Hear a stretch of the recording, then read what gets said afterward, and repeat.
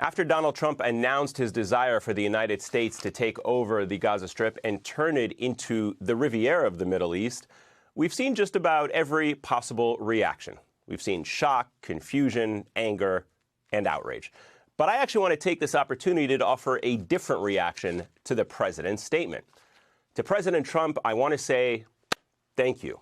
After 16 months of gaslighting, euphemisms, or outright lies about what Israel, with the full backing of the United States, has been doing to the Palestinians, the American political and media establishment has finally been faced with calling this what it is: ethnic cleansing.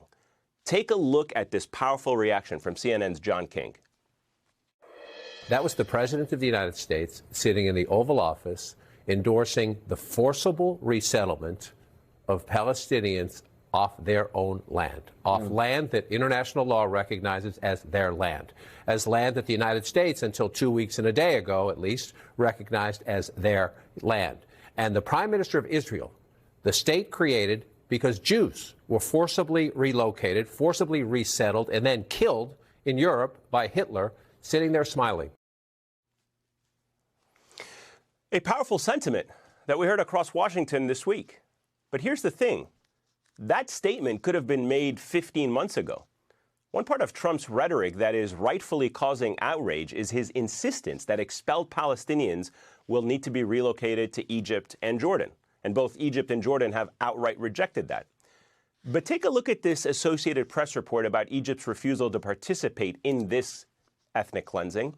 It quotes a Western diplomat who said Egypt rejected similar proposals from the Biden administration and European countries early in the war. The earlier proposals, the ones from the Biden administration, were broached privately while Trump announced his plan at a White House press conference. So you're hearing it there pretty clearly. The Biden administration proposed the same thing. They just did it quietly.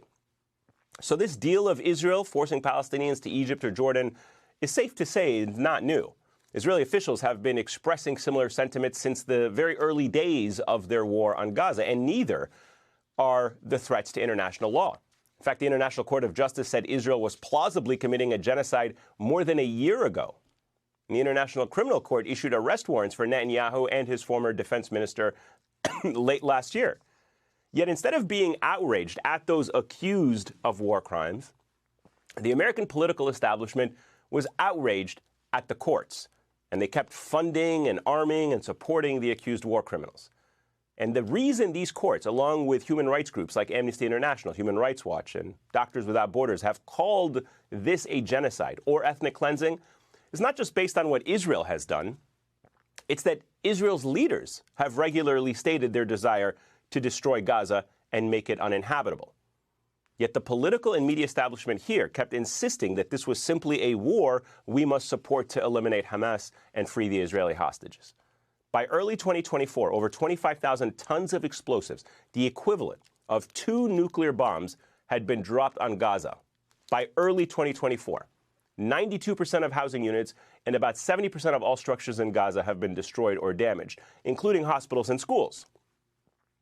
You don't do that kind of damage to free hostages. You do it to make the area unlivable and to either kill or expel the people who live there. The ethnic cleansing of Palestinians did not start on Tuesday with Donald Trump, even though he is now explicitly calling for it. All Trump did was basically acknowledge that this was the plan all along. He did it with an international fugitive wanted for war crimes smiling aside him, sitting right next to him, and confirming it.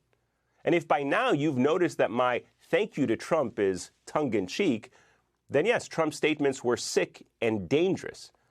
But the idea of a Trump resort and casino on the shores of, Gaza is just a temporary distraction from the reality of what's already been happening. To those who are now rightfully outraged at what's happening, whether you call it an ethnic cleansing or a genocide, it must be stopped. Whether it's a Democratic administration that's supporting it or, as we are seeing now, a Republican one. This cannot be allowed to continue any longer, and it must be fought by every decent person who wants a just and lasting peace in the region.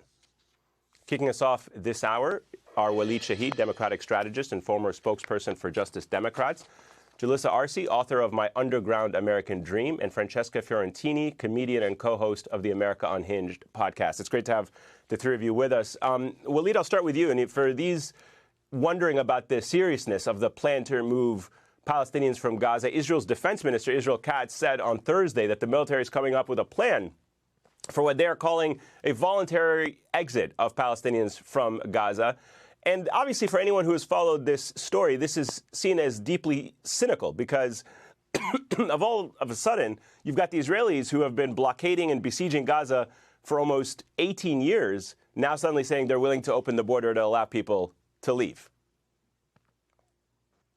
Yeah, I mean, one of the things that the American political establishment now has to acknowledge is that Gaza is unlivable, is inhabitable. Like and this was caused. The thing that they won't say is that this was caused by a Democratic administration under President Biden, who sent the bombs to Netanyahu to level Gaza.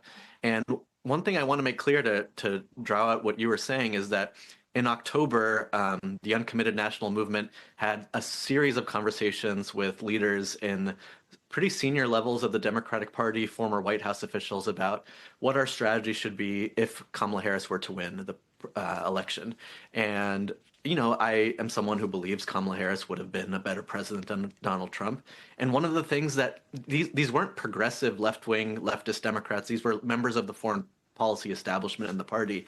And what they were telling us was that Vice President Harris, come January 2025, would inherit a refugee crisis bubbling in Gaza, in which Israel would be pressuring Egypt and Jordan to take in Palestinian refugees from Gaza because Gaza was essentially unlivable. It had been destroyed by U.S. bombs, and that it was in Israel's interest to expel as many Palestinians as possible. And what they were telling uncommitted leaders were that what is Kamala Harris going to do in January, February 2025? What political capital is she going to spend to push back on Israel's plan to begin to push Palestinians in Gaza into Egypt and Jordan? And so this wasn't just something that was going to happen if Trump was president. This was the exact same scenario or similar scenario that Vice President Harris would have inherited if she were to become president. And there's no way to tell what she would have done. I think people who are commenting about this, that somehow Vice President Harris or President Harris would have been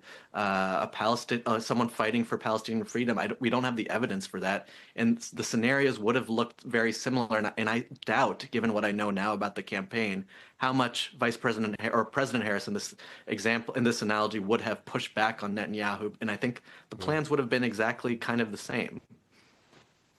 Julissa, one of the most disturbing parts of Netanyahu's visit this week occurred after Netanyahu gifted Donald Trump this golden pager commemorating Israel's pager attack in Lebanon last September that killed at least 37 people, including children, and injured nearly 3,000 people, including many innocent bystanders. This was the funeral for 9-year-old Fatima Abdullah, one of the children killed in the attack. And Israel's attack was targeting Hezbollah fighters. But honestly, even the former CIA director in this country, Leon Panetta, called it an act of terrorism. I got to say, this is a pretty low bar that we are now celebrating this in our White House, an American president receiving an ornament of an act of terrorism, according to the former CIA director, from an international fugitive, somebody that has been charged with war crimes by the ICC. Yeah, I mean, let's call it what it is, right? It is a trophy. It's a trophy that he presented Trump with. And to me, it's the dehumanization of Palestinians that allows this kind of rhetoric and that allows these kinds of actions, right? Donald Trump talks about Palestinians as though they were little plastic figurines that he could just take and place somewhere else. Right. And even after all of the destruction and devastation that Palestinians and people in the area have suffered, I think one thing that they have not realized is just how strong their love for their homeland and for their people is, that even when faced with utter destruction, they are not just going to pick up and leave. They are going to fight, because where Donald Trump and Netanyahu see rubble, they see their home. And it is absolutely despicable that this would be presented to the president of the United States and that he would take it as a trophy of what's been happening and the destruction that the United States has had a direct hand in unleashing on the Palestinian people. Francesca, one of the things that Trump kept insisting was that Palestinians actually don't want to return to their homes. Who would want to live there, he kept saying. Watch this. Why would they want to return? The place has been hell. It's been one of the meanest, toughest places on earth. Well, this was the scene just a few weeks ago. After 477 days of hell, hundreds of thousands of Palestinians, knowing their homes were damaged, trekked to the north, knowing that their homes were most likely destroyed. And this was an Instagram post from a defiant young girl from Gaza. And just watch this reaction. هالقيت عن جد منطقية يعني احنا صار لنا 15 شهر بإبادة وبنزوح وبتجويع وبتأشير كل شيء وتحملنا وما قدرناش نطلع من غزة. تيجوا بعد ما احنا خلصنا وعشنا بكل هالمعاناة بدكم تطلعونا من غزة؟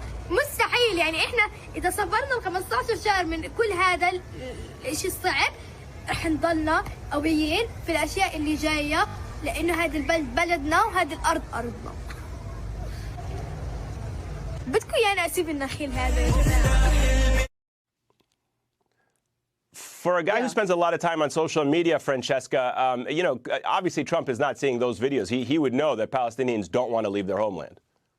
Yeah, I mean, that entire presser was giving big, like, who could have done this vibes, you know, and fully in the I think you should leave hot dog costume as Netanyahu sits right next to him. And he's like, you know, it's terrible. It's all been bombed. You're like, yeah, he's the guy who's been doing it with your bombs. But I just want to name that the spirit of this young girl whose spirit I think a lot of us who have been getting our news via Palestinians directly and journalists on the ground in the last 16 months, we've seen that spirit. We've seen it broken. We've seen it maimed. We've seen the carnage. And this panel is a testament. We are three young, non-Palestinian, ostensible Democrats, but progressives, I'm assuming. I don't want to speak for you guys.